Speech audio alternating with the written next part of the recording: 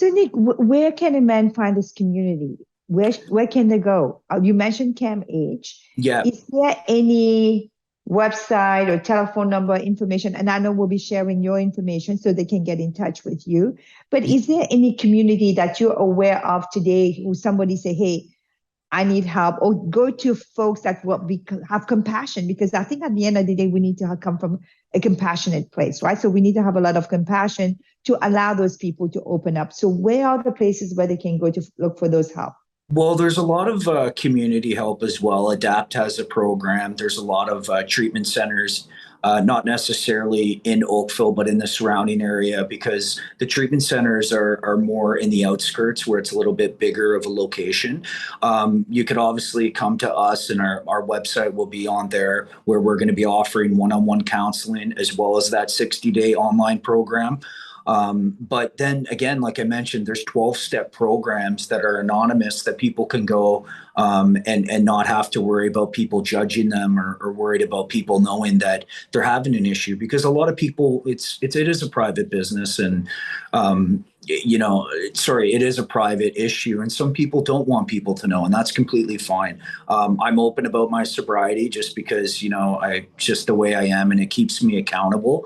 But there are anonymous programs where people will help you without, having anyone knowing that you have a problem. So that's from an addiction perspective. Yes. How about mental health? Is there any support group out there where men will feel comfortable to be vulnerable? Because it's very difficult for most men to show vulnerability. And I have 3 grown men myself at home. And I see the difference, right? Right. But at the end of the day, as a parent, you kind of have to normalize. It's okay to share your feelings. It's okay to talk about your feelings. Right. So for those folks that doesn't have a very strong support system, where can they go to get that support? Well, definitely, like I mentioned, CAMH would probably be one of the best places to look in regards to a mental health counselor, or anything that they're really struggling for. There's different niches of mental health, whether it's, they don't feel good enough, or whatever the case is. There's a lot of different addiction and mental health counselors that will focus on that specific niche of that individual and what they're needing help with.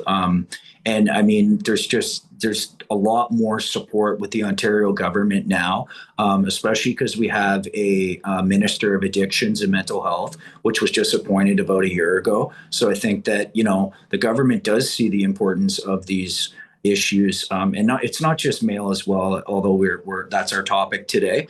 There's a lot of female people that are struggling as well. Yes, yeah, and I think the difference between male and female is we are okay in talking about our feelings. Yes, we're yes. Okay in showing vulnerability. We are okay to cry. We cry all the time, actually, not all the time, but we do cry, probably more often than men will cry. So we show our emotions, right? We're comfortable in showing our emotions. And unlike men, they're not comfortable in showing their emotions. They keep everything inside. Because when I was reading the statistic to find out that 75% of the suicide rate is men, that's extremely disproportionate. And you kind of wonder, and then when you kind of peel that a little bit, you realize it's because of that stigma, right? They feel that they need to be very strong all the time. But what I want to kind of maybe have our viewer kind of, maybe if you're comfortable to share with our viewers, at what point did you realize that, hang on a second, holding on to my ego and not being vulnerable is not serving me anymore? What was that mindset shift that you needed to make to get the help that you need and to be the person you are today? Well, I think that, there was no other choice for me but to get help at the time, because everything in my life was in shambles, and it was just a complete mess. So I had no other choice but to look at changing my life. And so I was kind of forced to do that. In regards to, admitting I had a problem, I did know I had a problem for a long time. I just didn't want to admit it. But I didn't want anyone to know. So I think one of the things that helped me open up about my sobriety was how open people were during COVID, that they were struggling. And a lot of people knew that I got sober. So I had a lot of people contacting me. And this is when I was in the process of writing my book. And I decided to come out with the book my third year of sobriety. And I remember, like, I started the book year two and then I stopped. I was thinking so much about, what are people going to think? Is this going to hurt my business? But then it just naturally came to me that people were coming to me for help, and I was helping a lot of people. And so I saw a need for me to open up about my story and how I changed my life around, to give hope to anyone that was struggling with addiction or mental health, that, there's light at the end of the tunnel. There's people that have made mistakes.